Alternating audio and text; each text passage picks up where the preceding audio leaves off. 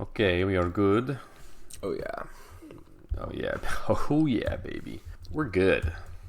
We are good.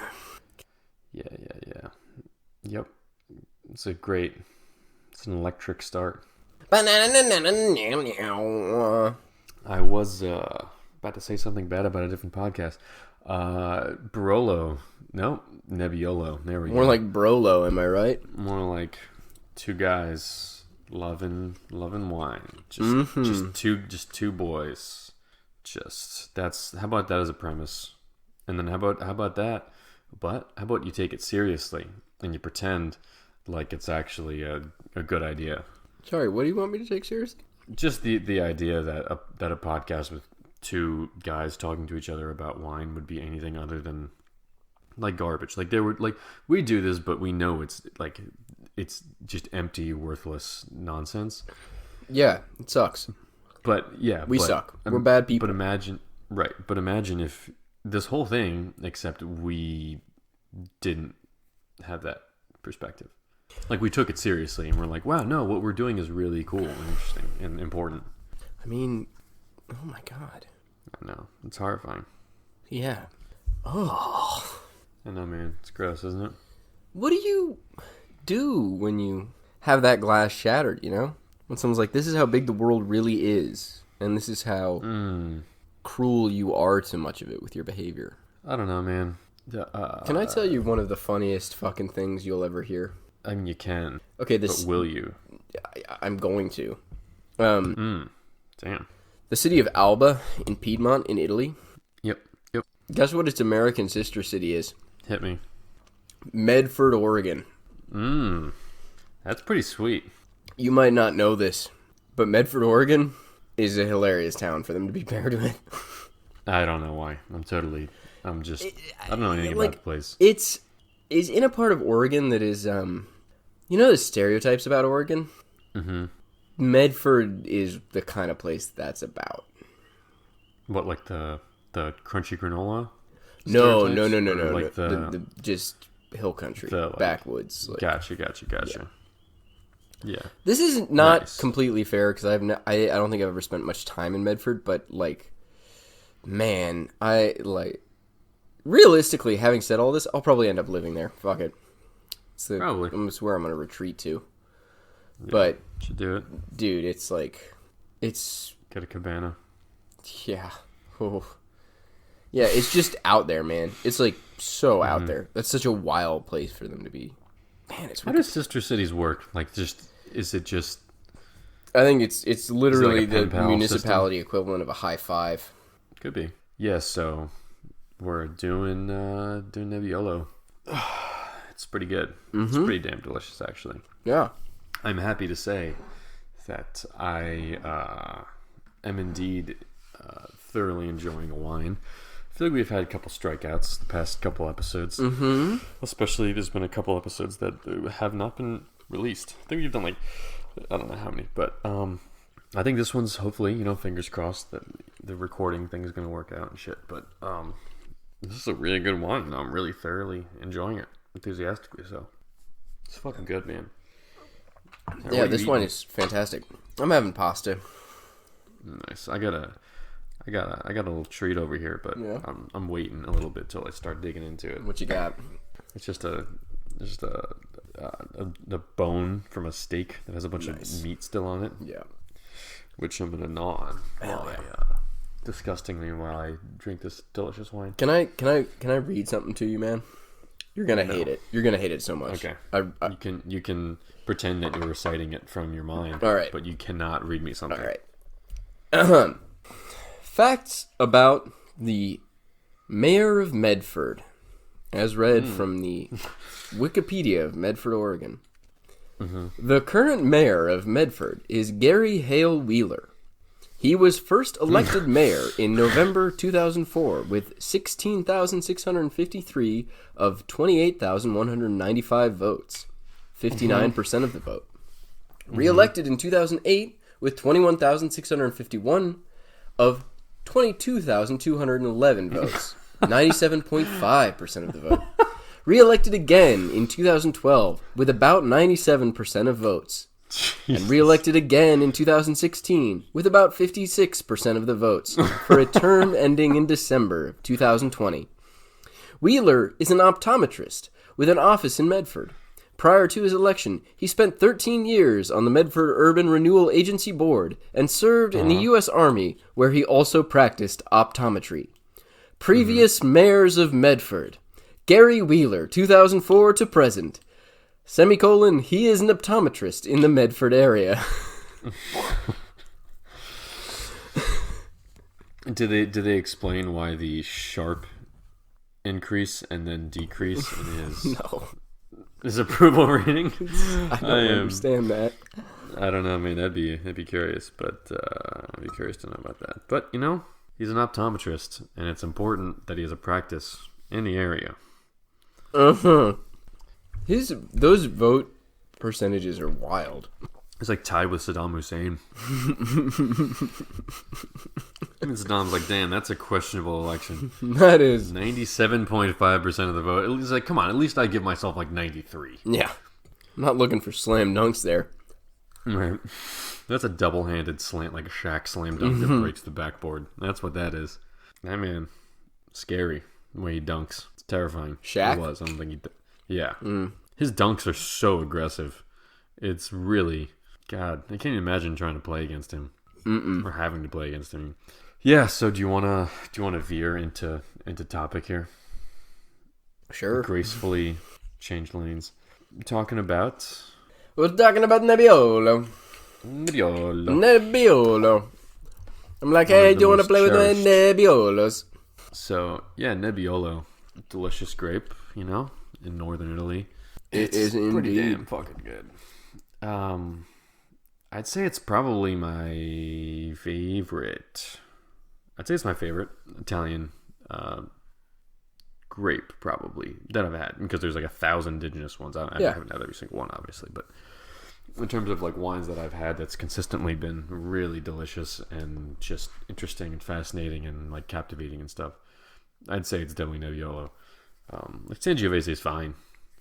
And I've had some ones that are like, oh, those are really good. But like... Maybe I'll like maybe 15% of Sangioveses. I'll be like, oh, this is really cool, and then it's like 95% of Nebbiolos or something like that. At least 85%. I'm like, wow, this is really delicious and interesting. Yeah, my closest varietal would probably be Barbera. Oh yeah. Barbera is just downright yummy.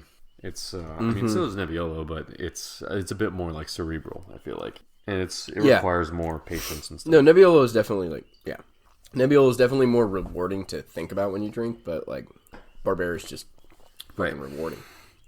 I'd say like Nebbiolo or like Barolo or Barbaresco, it's like listening to like a Beethoven symphony where it's like, yeah, it's amazing and it's beautiful but it's just like it can be kind of like a whole thing if you're not in like the mood for it. And it's not a good way to put it, but this is really not a good analogy that I started. No, wait. Okay, run it back. Start it over for me. So I'm saying it's like a Beethoven symphony where... Yeah. Nebbiolo is? Where it can be this brilliant, captivating thing, but it does kind of demand your attention in a sense if you want to like appreciate what it is, versus like Barbera, which is just something, I don't know, something that's likable and... super fun, and it's still good, but you don't have to think too hard about it. Give me a music one. Oh, Barbera is something like Barbera's good music that can also be used as elevator music, and you will be like, you'll get in the elevator and you'll hear that that's the elevator music, and you'll be like, oh hey, I like that song, but you won't get offended that it's playing in an elevator. Whereas Nebbiolo is something that if you got into an elevator and they were playing Beethoven's Fifth, you'd be like, why the fuck are they doing this? This isn't fucking elevator music. Like, this is better than this. I don't want to hear it right now. I want to hear it, but I don't want to hear it right now. All right, so Barbera I could say would be more like bossa nova. Yeah. To fit with the elevator music, because it's like, it works as elevator music. It shouldn't really, like, I have a problem considering it elevator music because it kind of makes it seem like it's less than what it is. But, because bossa nova can be, like, super, I love when it's done right and all that kind of shit. But, because its composition is super interesting. So yeah, I think that's a surprisingly That was a real rocky start to that analogy, but I think it ended pretty strong. Yeah, I would say it's like, if that was like having to adjust your handstand before you go off the diving board. You entered the water without a splash there, buddy. So fucking good. I'm drinking a 2012 Benevelli Pierro Ravera di Monforte Barolo, and it is fucking delicious. Oh, a Kermit Lynch import. Benevelli, what now? Benevelli, what? Benevelli, Benevelli,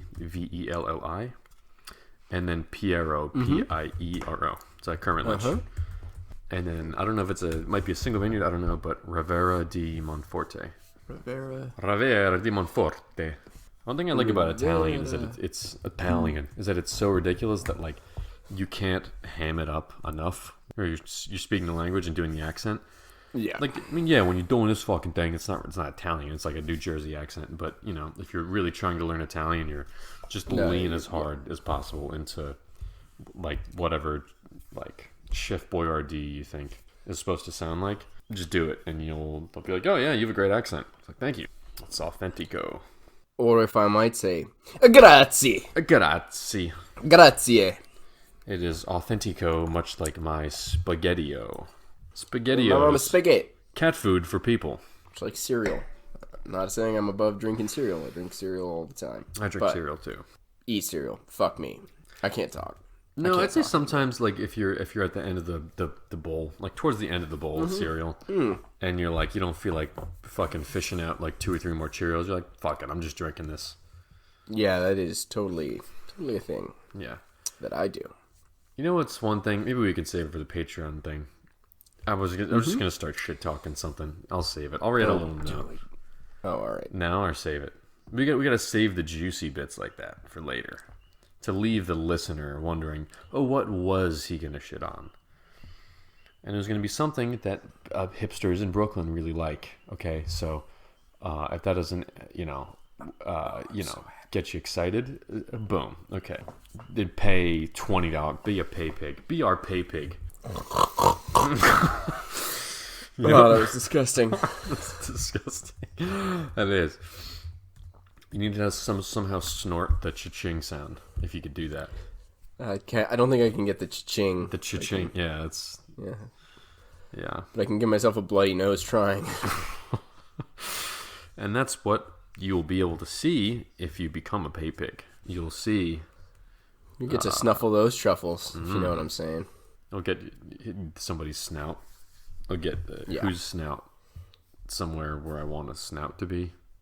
There's 2 conveniently placed snout holes. Snolls. Snout hole. Snout hole. Yeah. Snout hole. It's like an easy pass substitute. Snout hole. But I don't know what the snout would be. It wouldn't work. So I'm drinking the Langhhe Nebbiolo from Produttori del Barbaresco. Oh, that's right. Produttori del Barbaresco. I tried to drink another wine that I will not name because it was so fucking Britannicized that I could not enjoy it. Woo! Yeah. It was... I mean, if it was the only wine I'd had, I probably would have stomached it. If it was late in the evening and I was very, drunk, say we were at a party, that bottle gets popped and someone's like, oof, it's a bit off, and someone else is like, yeah, there's a bit of Brett in here, it's just a little dirty. We would have all been like, nah, and then we would have opened another bottle and we would have gotten drunk, and then we would have gone back to that when we were all just fucking liquored up and been like, oh, this is actually pretty good. Yeah. Fuck it. And then it would have gotten redeeming characteristics. Maybe I do like Brett, kind of. It's not that bad, And then, yeah. And then you wake up in the morning and you just feel like a piece of shit. And mostly filth-based because you enjoyed something that is genuinely not good. Oh, no, I was going to say because you, I don't know, slept with your best friend's best friend or something. So that's insulting because you're not your best friend's best friend? Yeah, I guess that is a good point. Is that the sad part of that? How do best friends work? So I'm thinking of a situation in which, your best friend in a context that the other person couldn't be their best friend in, right? So it's your best female friend, but you're a man, you slept with her best female friend. Okay. Right? Yeah. Which is gendered. Like, I don't mean for it to be... it's not about it being a gendered thing. It's just like, you slept with... It's like you met your like, current work best friend's college best friend. Right. And fucked them. Right. Right. Right? Like, that'd be a dick move. Yeah. That would be something you'd feel weird about when that friend left and went home. Right. But they're still around. Because they're there. It's the other context in which, like, you slept with your work best friend's non-work best friend. Because best friends are complicated. That's that's a good question. That's a very fair point. But in a context, the person you slept with is a third, not only your best friend but their best friend as well. Right.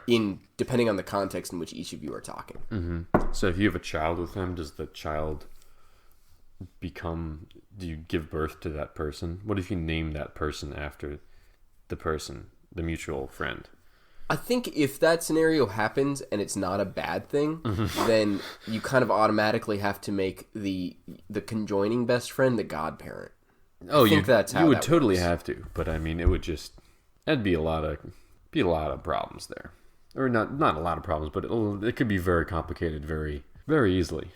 Yeah, no, I mean, these friendships are probably ending because of this if it's not like Right. managed well. Yeah. This is certainly a watershed moment. Yeah. So maybe it's not that dire of a bottle of wine, but it's certainly not good. Yeah. Yep. Anyway, so I'm drinking the Barolo. Barolo. The Barolo. If anybody's interested, Barolo I think it's is so a sub-region of Italy. Piemonte. Up Piemonte, they make wines that are made of Nebbiolo. So, if anybody's wondering out there, if you're going to speak to anybody who is, either Italian or you just want to impress anybody, please do pronounce these things this way. Say Piemonte and Barolo and Barbaresco. Barbaresco. Nebbiolo. Yeah, you have to say it like that. Edvino. They will assume that you don't know anything. That you're pathetic and weak. It is in fact racist not to pronounce it a Barolo. If you say Barolo, ugh, wow. if you say Barolo, that's a hate crime. That is a hate crime. That's worse than a hate crime. It's worse than a hate crime because a hate crime is something you can do by accident, but you can't say Barolo that way without hating Italians actively. Right. You not only know their history, you not only understand the relationship of Italy in the 20th century with the definition of fascism in terms of government organization, but you also think that no matter what people's personal experiences were in that period of time, every single Italian is just okay with it. Damn, it's a very complicated form of racism. This wine is so good. Jesus this Christ. bottle is fantastic. What vintage do you This have? thing I'm drinking right here. What 2017. Vintage? Okay. Dude, I think I almost got that wine today, but I was like, I think he's getting that. I don't know what vintage he has. Also, the wine's much more expensive out here than it is in Oregon, and this was actually the same... I think it was the same price, but this I figured. What would you pay for the Produttori out there? Produttori out here is like 50 or something. What for their Langhhe? Oh no, for their Barbaresco. Oh no, okay. that's 40. That's 45 out here as well. Oh, okay, yeah, it was gonna be like I think it's like 55 or 50 or something like that. Okay, I thought you were having the Produttori, the Barbaresco. No. I'm having the Langhhe Nebbiolo from Produttori del Barbaresco. Oh, okay, nice. So I can't say all that. I don't know all that much about how this wine is produced. I would know more about the Barbaresco, right? The DOCG. So this is a great moment to slide into our favorite topic for the listener. Wait, hold on one sec. Nice. I get you, Pippy boy, Mr. Pippy. Anyway. Pee-pee boy. Pippy boy. Pippy boy. Come in for dinner, Pee-pee boy. Anyway, what we're talking about? We're talking about the Barbaresco. Oh yeah, you're talking about the Langhe. Langhe. The Langhe. The Produttori. You're saying you can't say anything about how the wine's made or whatever, but it's very good. It's very, very good. Nice. Yeah. It's like a $30 bottle of wine. Nice. Let's see. Yeah. Let me look up this fucker. Benevelli. De Pierro. Actually, I'm tasting and met this dude. He's super nice. But he's got a big old wiener, too. Good for him, right? Yeah. Monforte. I'm going to go ahead and assume that's a vineyard. Just because. Why not? Why not, my guy? Might as well just do it and live your Why life. would you not? Why would one not? Massimo Benevelli, son of this Barolo estate's founder, Pierro, started working the vines when he was 14. As early in life, he knew his calling. His parcel of the Ravera crew has been in the family for 6 generations. We've found that history, like that, often tends to... Yeah, it doesn't matter. It doesn't even say anything about the production methods, really. Classic. Farming traditional. Don't know what that means. Aged in second passage barriques for 1 year, then... Okay. That doesn't really give me any useful information, but tells me that it's probably a single vineyard wine. But what I really need to know for this is that it's delicious. And I do know that. So, who cares? Alright, so if you want to get into this, be a little more focused. That thing I was talking about... With, I know you don't care, but the thing... I'm sorry, man. No, listen. I'm reading about how this wine pairs well with pizza, pastas with simple sausage, ham, charcuterie, and spicy dishes, which I'm like, all right. Do you think it would pair with spicy meatballs? Jesus Christ. If so, would it cause one to exclaim how spicy said meatball was? Or... I dare say you wouldn't, unless you were drinking this wine. Oh, I got you. Nice. It's Nebbiolo, main grape in that region, in Piemonte. They also grow a bunch of other stuff there too, but Nebbiolo is considered like the shining star. It's the reason that it exists as a DOCG. Yeah. Oh, yeah, that was the thing I was going to say. For the listener, Nebbiolo is like the grape to go into fucking... Nebbiolo or Barbera, but Nebbiolo might be the best grape to just go into fucking Italian wine law with. Yeah. I don't know. Is there another grape that like has quite as complicated a relationship with Italian wine law? Maybe Sangiovese, but that's just because like... But it's not as super protected. complicated. Like, and the upper levels of it no one gives a shit about. Yeah, right? I mean, so there's certain like DOCGs. Yeah, there's like Brunello de Montalcino, and then in Chianti there's like... I guess that's true. Like Classico and Gran Selezione, and there's like all these Reserva things, but it just means like different amount of aging and stuff. Yeah. It's not like there's super...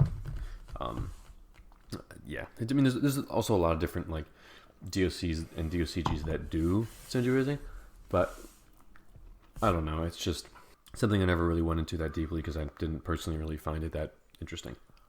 Versus like Burgundy or Barolo Barbaresco.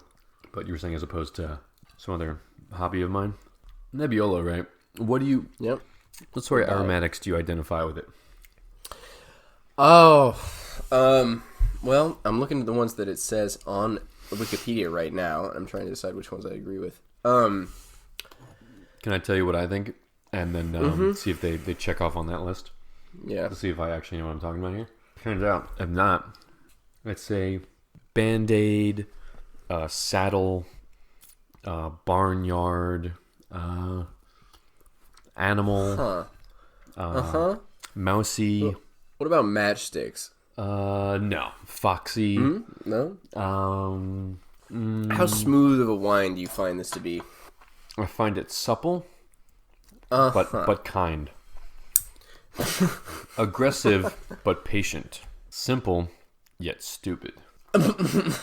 Dumb, yet curious. And slow, yet, You got it, buddy. Sincere. This bone tastes real good. Oh, shit, man. All right, well, Anyway. I'll tell you what. I associate it with... Cherry, strawberry, anise. I was going to say Roses? clove. I was gonna say clove, hibiscus, hibiscus, interesting.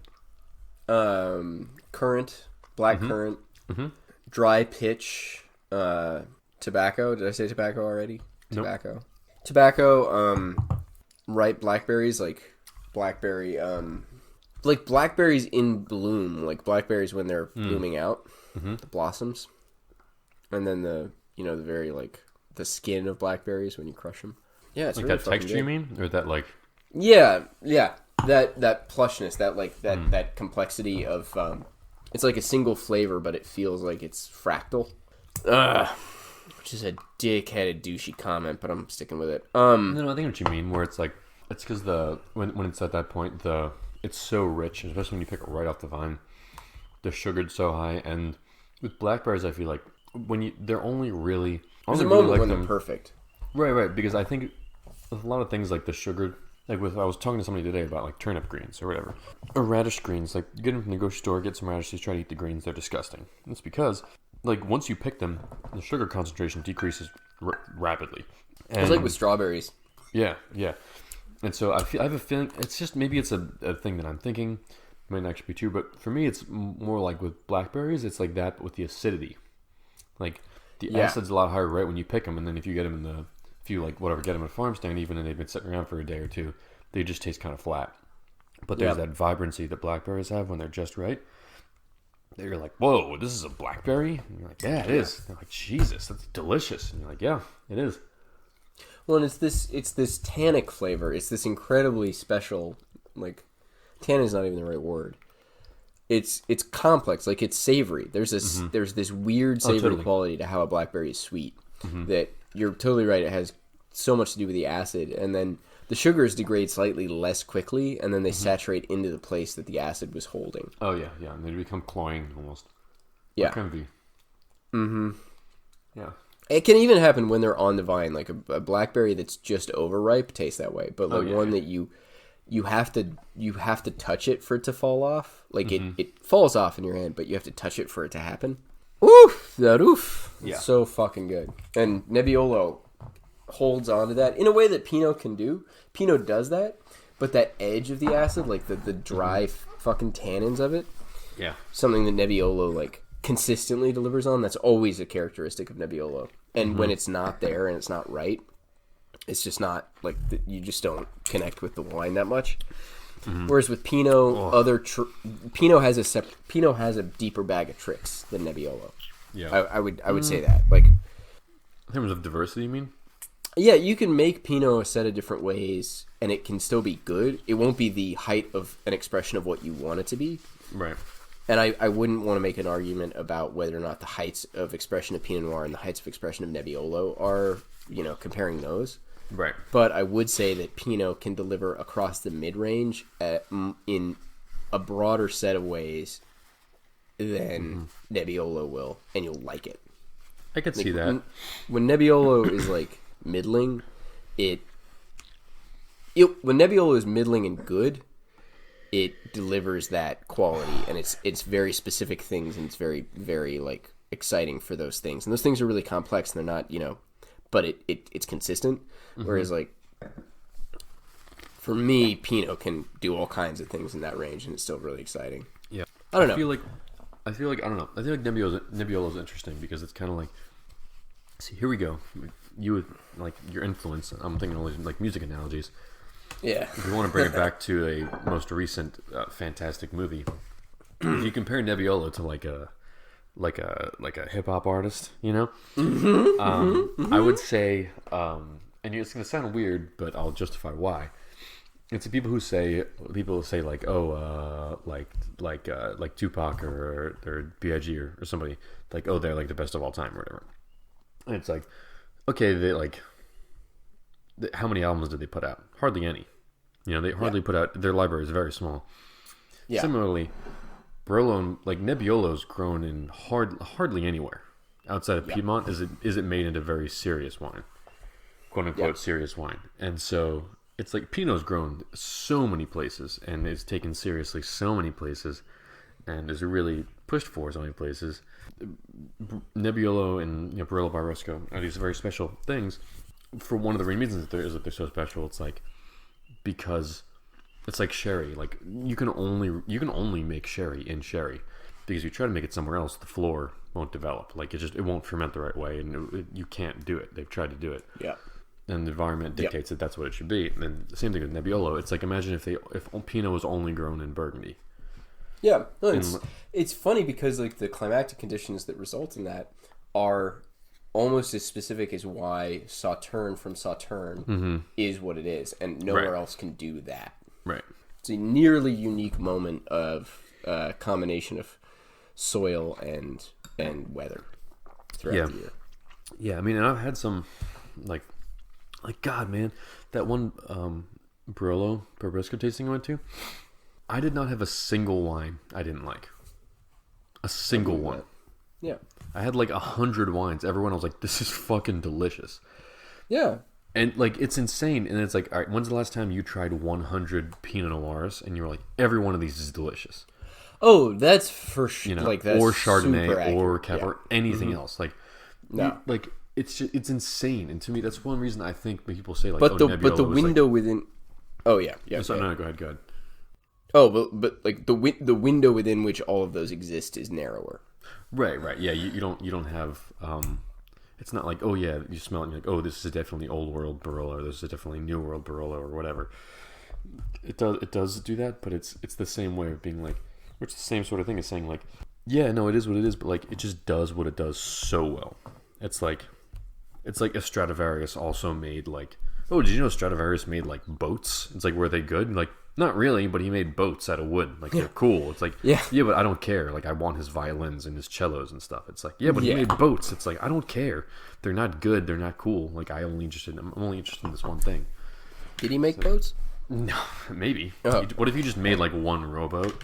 That'd be very funny. That was the first thing he made. He was like, his dad was pressuring him into doing it. He was like, I suck at making boats. And he was like, I like violins. Yeah. Only out of spite, though, from his father. Dude, this wine is so good. So, across what you were saying, like, fuck me. No, so, yeah, the thing about, like, Pinots, like, you're gonna have more that you don't like, but, like there is a reason. Nebbiolo is fascinating to me because, like, Pinot, everyone loves it, everyone talks about it. Mm-hmm. They grow it all over the world because you can always find a way to make it work, sort of. And where you can't, you just give up, and then you go where you can, and then you stake out your claim. Yeah. So many people want to do that with Nebbiolo. Like, I know so many people who've tried planting Nebbiolo, have planted Nebbiolo, like, want it to work in places besides Piemonte. Mm-hmm. And it just doesn't. It doesn't work. Yeah. And people know it doesn't, and they're like, all right. And then people like make apologies for the wines that they do make outside of the region. And there are good attempts. Like, there are wines that, like, I'm not going to say they're bad, but they're not what you want from Barolo and Barbaresco. And that's what I mean about, like, you immediately are, like, narrowing down your, like the hip-hop analogy, I think, works because, like, I or maybe I would think of it in a different context, maybe, but yeah, it is like perfect comparing. Analogy. Well, but it's like comparing the career of someone like Tupac with the career of someone like it's like comparing the career of Jimi Hendrix with the career of Eric Clapton. Okay, one of those people like defined a moment of electric guitar, electric guitar exploration, and the other one has been participating in it for, you know, had formed a lot of the like interest that the other person then crystallized, but has then continued to work in the same sort of space for another or something like 40 years, I guess. 40 years, longer than that. Like, you can't really compare their careers because one of them died when he was 27 and the other one is still alive and still, you know, coming up with new music. It's like comparing Bob Dylan with Richard Farina, which is not as like accessible an analogy, I suppose, but like Richard Farina died when he was 29 and he recorded one album with his wife Mimi Baez, and was, hugely beloved of the people who knew him and that community. And, like, I don't know if he and Bob Dylan met each other, but they probably did because of the Baez sisters. But, like, he died when he was 29, so we don't know what his impact would have been. Whereas, Bob Dylan survived his motorcycle accident and has made all kinds of different music. And, people all have their own idea of what he is, and they're all pretty different because he's just done so many different things. Mm-hmm. I don't know hip hop artists well enough to come up with an analogy for that, but like, yeah, I mean, I don't think any of the like hip hop analogies like work because they're like fundamentally different, just between music and grape varieties and stuff. But maybe it would make sense to talk about like producers and stuff. I don't know. I don't know, but it I don't know. It bears out as something to suggest as an analogy, like an idea that, like, who knows what the rest of his career will look like, but, assuming his career lasts as long as it should, that's probably what, like, a retrospective on Kendrick Lamar would be like. He would be the example of Pinot Noir, and Tupac would be Nebbiolo. Nebbiolo is fucking good. That's the point, right? Like, it's really good. It's damn good. It's really good, and it's interesting because it's like Barolo and Barbaresco are two subregions of the same area generally. Mm-hmm. Like, it's like if Pinot Noir were, say, Von Romani and it would be Von Romani and we're somewhere else in the Côte d'Ivoire that Von Romani and Nuit Saint George. Like stylistically opposed, sort of. No, it just places the like two very localized places in just one half of the Côte d'Or. Oh, you could say if that. Like those two expressions of Pinot Noir were what Pinot Noir was thought of as, and then there was maybe a bunch of other Pinot Noir being produced in the region, but that was all just classified one other way. Yeah, and then but it's just like that's how specific it is. Like. It's maybe it's even proportional, but there are like two places, Barolo and Barbaresco, that are like vaunted, exceptional, specific expressions of Nebbiolo, and then there's the whole Langhhe area. Like even in France, Pinot Noir has value and like volatility outside of Burgundy. You don't have to be growing Pinot Noir in Burgundy for it to be taken seriously in France. Right. Yeah. It just won't be Burgundy. Yeah. And that just doesn't exist with Nebbiolo. And it's not that, like, people don't know what they're doing. It's that it is that specific of a vine. Mm-hmm. Which is cool. Like, it's a really good thing. I like that. But yeah, totally. Yeah, man. No, it's super cool. And I think it's, again, if we, get $1 zillion doing this, we can go into, like, let's talk about the different crews of Barolo and stuff. Yeah. Because that also exists, but I don't think they're that geographically big in terms of... No, I mean... yeah, like Barbaresco's tiny and Barolo's maybe twice the size, but if that... But they're still tiny. And, it's... it would be cool to do, like, Valtellina or something, and, like, Gattinara. Yeah. Get other expressions, but, we could do... Yeah, next for future episodes or whatever. But it's only 5 miles wide at its widest point. Barolo? Yeah. Damn. That's crazy. Yeah. Yeah, that's wild, man. It's very small. That is so small. That's another thing why people are like, why are these wines so expensive? And it's like, well, because they're made in small production in a small region. And whatever, land's expensive. And they can. Yeah. So Burgundy is 25,000 hectares of classified AOCs. Mm-hmm. And Barolo, a number like that as easily. That's all of Burgundy? Yeah. Shit. Come on, baby. Let me know what I'm talking about. I want to be able to give you facts so that you can repeat them at dinner parties. and impress your brother. I want you to be able to say, hey, check me out, I know about this wine, then your brother's wife sucks your dick. Damn, man. the more of these that we do, the more it's just like, I just want to get to the Patreon part so we can start just shitting on stuff. Maybe this is what it's going to turn into. Okay, so Barolo, the Barolo region is about 2,000 hectares. It's literally a tenth the size of Burgundy. Damn, that's crazy. But Barolo, 3 times the size of Barbaresco. Yeah. So Barbaresco, a 30th the size of Burgundy, and Burgundy is divided up into 100 AOCs. So assuming all of those AOCs have equivalent sizing, yeah, it literally would be like Von Romani plus 2 other villages, and then wild. You've got all of Barbaresco, and then you take 1/10 of Burgundy, so 10 of its appellations, and that's all of Barolo. So yeah, it really is like fascinating that a grape is defined by that small of an area. Because again, Pinot Noir, Burgundy's like this pinnacle of it, and I would say 2/3 of Burgundy, I think, can be outclassed by other Pinot Noir from the world. Yeah. Yeah. That might be a highly contentious statement, right? No, it is 100%, but... Yeah, and that's not even getting to Chardonnay, which, like, more than 60% of Burgundy is Chardonnay, or other whites. Mm-hmm. So because you got all of Chablis in there. Yeah. And then you have a bunch of... because it's not just like... Wait, I wonder about, like, what about, about Côte de Nuit? What's the size of that relative to... So Côte de Nuit, let's look that up.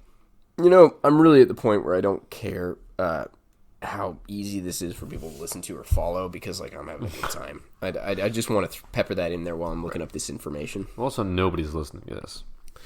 That's a really good point, and for that reason, fuck you. Fuck you guys. Anyone who is listening. Right.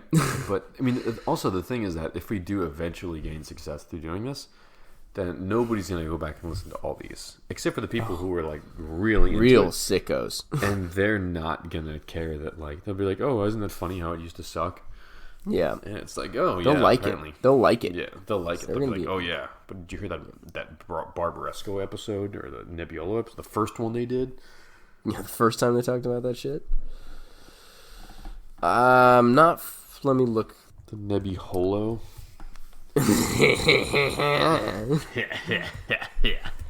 Dude, yeah, imagine if we get to the point where not only can we leave our homes, but we are also like paid enough that we can just take wine tours to the places we want to go. Oh man, that'd be great. That'd be fantastic. Go to Champagne and be like, so what is this shit? Why does it have bubbles in it? I'll be like, I thought why does it go sparkle?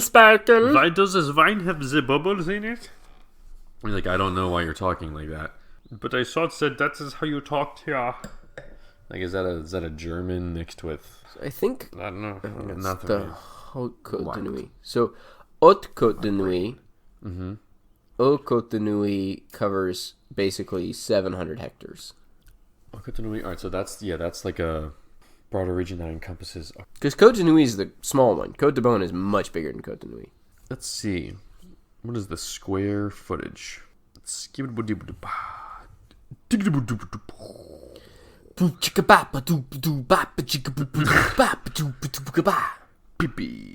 caca. Pee caca, pee caca, pee caca, pee. I am scrolling through Google like I actually know what I'm looking for. Côte de Nuit size. There we go. Boom. That's really funny.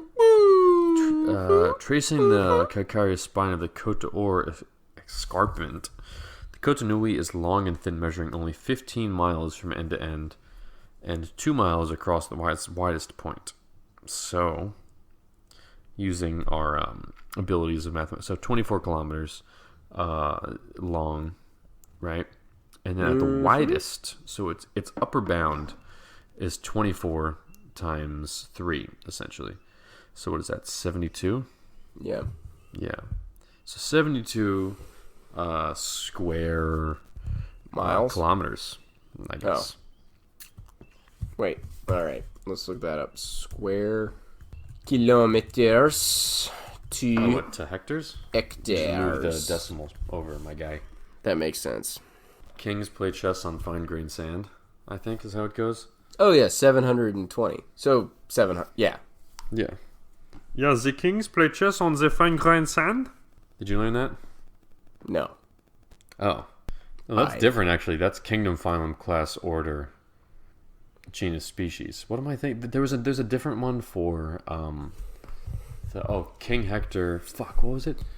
King suck penis on the fine-grained sand. King Hector died.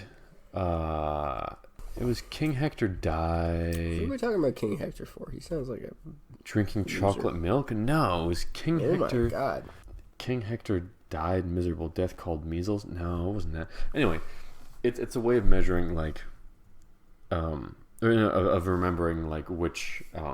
So there's like kilo, then hecto, then was it? Dessa, right. I know what you're meter, talking about. and then yeah, all that kind of shit.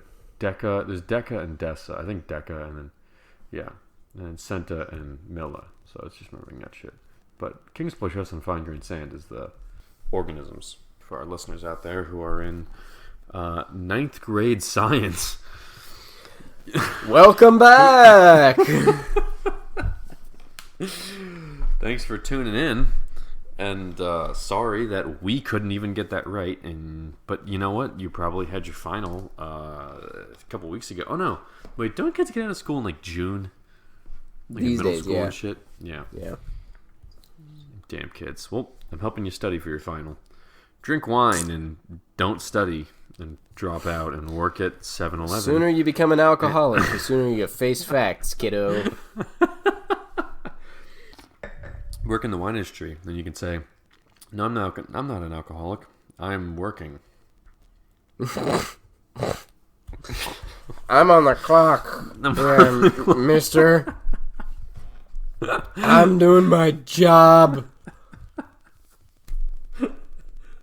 Oh man, that's really not funny, but it really, really is. Jesus, man, I don't want to laugh at that, but I can't help it. Too bad. Too bad, my guy. Too bad. Dude, I really want to stop this and just start doing the Patreon. I mean, we're close to. We're so close. All right, I'll keep being a big boy. Dude, Barolo and Barbaresco, they're... all right, so I'll say this because I've been wanting to say this. Uh-huh. One of my favorite things, listening to shout out Grape Radio again for the 7,000th time, because that podcast is great, and it played such a big role in my wine education and my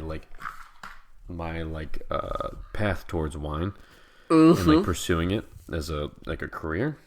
And I'm sad that they are like no longer around. Not only are they not putting episodes anymore, but they like scrubbed them off the fucking internet basically. But anyway, dude, I don't know, because they like went on page for the storage space. I think they were doing some ads, but they weren't like, they didn't have a Patreon. They were just like doing like Wine Berserker ads or something like that. Like one before their shows, and that was it. But I think they were just doing it as a hobby. Mad respect. It was cool. Yeah, no, dude, straight up. Like, if I could fucking meet those guys, I'd be like, thank you. This was great. Yeah, so they have like a bunch of interviews with the whole tons of producers and stuff. They had like 400 episodes, but every fucking time without fail that they would talk to like a producer from Piedmont, you know? Mm-hmm. I need a drink of Barolo before I say this. Barolo is like a man and Barbaresco is like a woman. Like every single time they would say that. Every like man or woman, they would that's what they would say. Barolo is like a man and Barbaresco is like a woman. Which, for our American audiences, if you need that in terms of what the Sopranos would say, it'd be like, oh wait! Oh, he's got the fucking cock, and Barbaresco, he's got the puss. Oh, moron. What are you trying to fuck me like a Barbaresco over here? Dude, but yeah, I get what they're trying to say, but it's just really like misplaced. Like, in case anyone listening to this has any questions about it, Tom and I both have very complicated ideas of gender that mostly result in us being of the opinion that it doesn't matter unless you want it to. And if you do, we respect whatever your take on it is. Right. Just in case you're wondering. We find it fucking idiotic to define wines broadly in those terms. Right. Because, again, gender is meaningless until an individual decides what meaning it has. Mm-hmm. But... Very well put. You know. So I think I know what Thanks, they're saying. They're saying that, like Barbarescos tend to be more floral and lighter and tend to nag a lot. And And despite all of what I just said, but Barbaresco is like, you know, you know. And and Barolos are. I don't want to be one of those guys, but I'm like, oh, Barbarescos, am I right? Hey, Barbarescos, can't live with him. Can't live without him. You get it because it's a bottle of wine, right? So you can't live with it because that's weird. But you don't want to live without it because it's pretty good wine, you know. Barolo, you know you're gonna fuck it, but you gotta do it up the ass. But you gotta do it in the ass. You gotta do it at night under a bridge. Everyone's always said the worst thing about being born a man, you ain't got no pussy to get fucked. Well put. Very well put. But then they say, whatever. But yeah, they're saying... Sorry. Hold on, buddy. I'm really sorry. I'm just reading a random sentence off of the Burgundy Wikipedia article that I just saw. Mm-hmm. Monks and monasteries of the Roman Catholic Church have had an important influence on the history of the Burgundy wine. The first known donation of a vineyard to the church was by King Guntram in 587, but the influence of the church became important in Charlemagne's era. I just want anyone listening to think about the fact that no matter what your relationship with yourself is, or your idea of what names mean, you're not Guntram. Guntram. It's a noble Unless name you indeed. are. Yeah. Guntram. That's how it's spelled. Guntram, that's awfully... Guntram. That G is also awfully close to a different letter, in which case that would render that horrible. But it's not. It's not, though. It's not. Yeah, he was the third eldest and second eldest surviving son of Clothar I and Ingunda. Wow. Clothar and Ingunta? Uh-huh. Jesus. Times were different. It was a different time. It was a different time. It was a different time.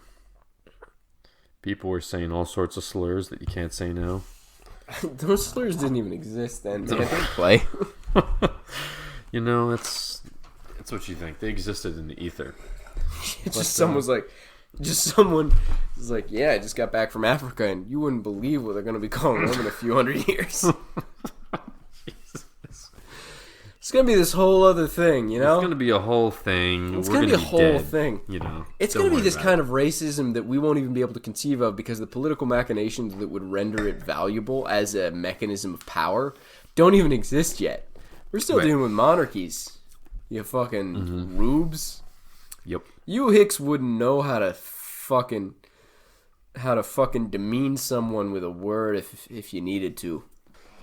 Beautifully. For any of our African listeners, I really am not trying to make fun of the depth of racism that, like, to be clear, both of the people making this podcast are deeply ashamed of our privilege just by being white. Like oh yeah. We get that we fucking suck. God, man. So the whole thing I'm trying to say, and then we can get to the Patreon shit, is thank God when they say the Barolo is like a man, they mean, and then Barbaresco is like a woman. they mean that they like to grab Barbaresco's ass and say filthy things to it, and then when the Barbaresco gets mad, they say, "Come on, I'm just a joking." No, and they get mad at it for having a bad attitude. Yeah, Barolo is what you drink, when you're hanging out at the strip club. Mario Batali restaurant. Fellas. Yeah, with the fellas. And Barbaresco. Yeah, Barbaresco, you open a nice, well-aged Barbaresco.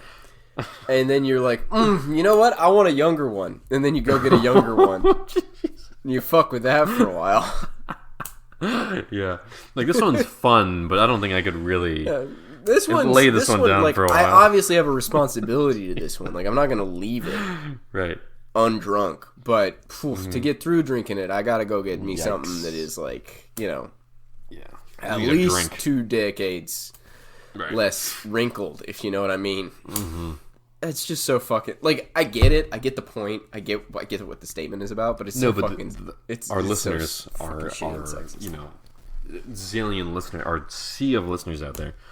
What they're trying to say, Barbaresco tends to be more floral, less, like, savory aromas, lighter... Different tannin structure, like less... Less broad, aggressive tannin structure. Yeah. Finer less tannins. Intense. Yeah. Probably higher acid, just generally. Yeah, a little bit. I mean, if not, then it's definitely perceived as higher acid. Yeah. No, the structure of the wine presents as higher acid with it. Yeah. Well, like, it's... sorry, again... I really want to try to dig myself out of the irony hole, but I'm not going to be able to. Masculine and feminine are not... Those get used as terms for wine all the time. Oh, yeah. Like, ad nauseum. And they're also very important to... Like, I'm sure there are people who would... I don't know which way they would go with it, but I'm sure there are people who would classify Côte de Nuit versus Côte de Beaune. One of those as masculine and one of those as feminine. Like, that would happen. You could do it with... Like... It's one of the key, like, binaries that people will set up comparisons with. Well, I mean, people would say, more specific than that, they would say Chambolle Musigny is very feminine because it's very elegant and pretty, and then they would say Vosne Romanée and Gevrey Chambertin, Nuit Saint Georges are all masculine. Yeah. And that has meaning, but it's so irritating because its meaning is then tied up with the meaning of the other thing. It's like advertising. Right. Like it's like this thing where it's like, I get what you mean by that, but I had to learn so much about what that meant for that to have meaning. Like, it's a great way to explain to someone that gender is a construct, because it's like, you're assigning these values to these characteristics, and you are collecting them in these terms and weighing them against these judgments, most of which are instinctual, like most of which do track with some set of, you know, maybe you perceive them as biological, maybe you perceive them as societal. They track with some parameter that you experience on a daily basis, that you like have that you literally cannot separate from your emotional landscape. So to claim that they can be objective, that it can be an objective analysis, is idiotic from the get-go. But people will do it, and there will be this broad agreement that it means something, because whatever your relationship to the thing is, you probably have wound up in a place where you at least go, but I believe that it is. Even if you don't have a definition for what it is, even though it's a concept that you recognize as invented, right? Like there are so many layers of just lazy meaning in it. Yeah, completely. That it deserves to be made fun of, as does basically the concept of gender, but certainly specific ideas of what that means. Mm-hmm. And the annoying thing is that, like, on the backside of all of that, there is a distinction between Barbaresco and Barolo, and if you get to know the wines well enough, you will have an idea of one. How you define it is up to you, but like there are like differences in their general acidity, their general tannin structure, their general overall flavor. But that, like, there are differences in winemaking philosophy, there are differences in climate. Like, there are a lot of reasons for that. They're not they're not these facts about, like, there will be exceptions to those rules. Even in areas as small as Barolo and Barbaresco, you would be able to get Barbarescos that would trick you into thinking they're Barolos. No, totally. I'm sure. Yeah. Mm-hmm. But people want stories. People want, like, simple little stories where they can just say, like, this is the thing. They want a bit. They want a bit that they can say, because it's essentially just a shitty joke to be like, this one's the man and this one are the woman. Yeah. Which is a shitty joke against Italians. I don't know why I got so worked up about that, man. Anyway, the more perfumed floral style higher acid. So I don't want to say a lighter tannin structure, but sort of finer grained. More reserved tannin structure is Barbaresco, and then Barolo. And by the way, these are generalizations. Barolo tends to be more savory, more like I'd say coarser grit tannins, more intense, more sort broader of the wine flavor is more profile. Right? Yeah, more like tightly wound. Oh, okay. So this is another thing that I hate about it, but we'll get to that after. And then more savory, more like powerful, whatever. Yeah. Barbaresco. Historically, I one believe thing. Barolos have also commanded higher price. Yes. Yeah. Which again ties into the men being more valuable than women. But another one thing in Barolo that I typically think is associated with is they're a bit more like people have said that it's like they're more reserved or whatever, and then women are more like the Barbarescos are like women because they're more giving, and it's it's so insane. You're just taking two things and then assigning these ridiculous like sets of characteristics to them, and it's so fucking insane. It's so wild, and it's brain poisoning on literally like the most fundamental level, like the idea of representation as a possibility. Yeah, the idea of creating a thought and then just creating it in this like insanely tenuous way.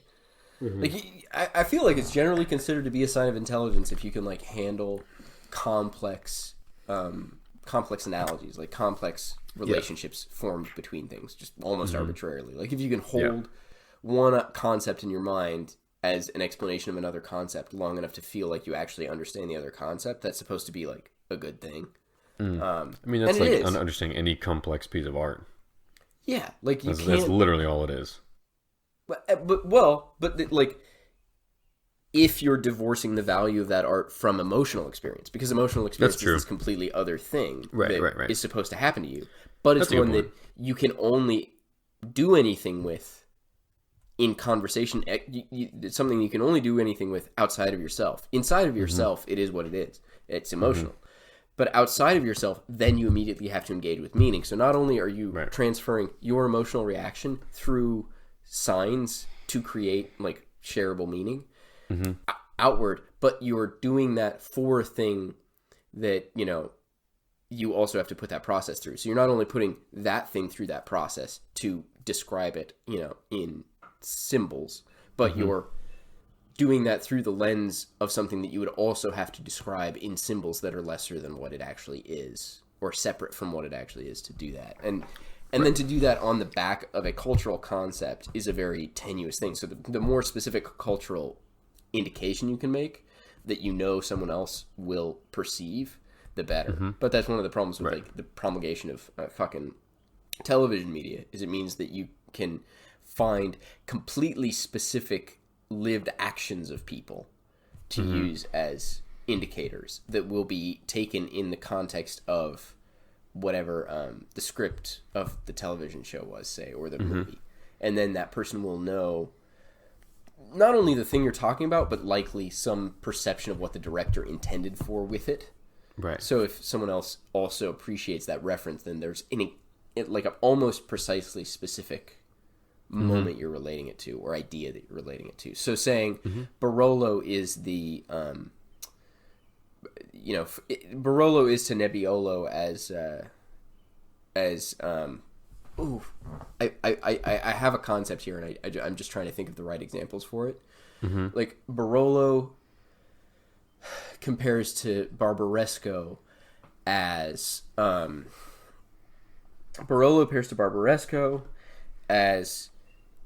Rocky compares to Portrait of a Lady on Fire. Like you're picking these two movies that are incredibly complex symbols and using them against each other to explain some completely separate sensory experience. And like people don't think about the fact that that's what they're doing when they say that might have been just the most useless rant I've ever gone on, but no, it wasn't. I mean, but that says more about your other rants than it does about that one. Hey, my guy. Heyo. Ooh, he got dunked on. thought you were gonna say it's like comparing Rocky to Rocky 2. Like that. I thought that's what you were gonna say. But you didn't. You didn't go with that. Yeah, no, it'd be like that wasn't the best. Those were too disparate. I know. But Yeah. you were trying to make a point, and you did make the point. And I think it was not a useless tangent. It was I'm just giving you shit. But So. it was too far out. Like but what you were saying is like those are different. Like they're different movies. But then relating the two of them, you're just like, what the fuck am I supposed to do with this? Yeah. God damn it. Yeah. I mean, and it comes down to the end of the day, they're made out of the same grape. The differences in expression are due to the land, like anything else. And it's just that like cultural like is chauvinism. Is that a word? It is chauvinism. It really Chauvinism. it's literally it's exactly chauvinism. Yeah, and so that's just permeated through. So it's a reflection of the culture rather than a reflection of the wine itself at all. So you could just as easily say people do say in as much as like your world style. personal culture, it's super likely that any. Sorry, I cut you off there. No, go ahead. Well, but your culture will probably reflect that, so that it will be meaningful to you. You'll probably get what they mean by that. Yeah, and that's nothing wrong with you. It's just the product of the culture in which you were raised or part of or whatever. Yeah. But which is tough in a cultural moment where like parts of your culture are indicating to you that you should understand that the part of the culture that you based your understanding on originally is problematic or bad. Yes. Which it might be. Like it probably is. Mm-hmm. But but you're given no indications of how to navigate that. Correct. Yeah. Yeah, man. All right. So you want to wrap it up and start the other one? Jesus Christ! If anyone actually listens to this thing,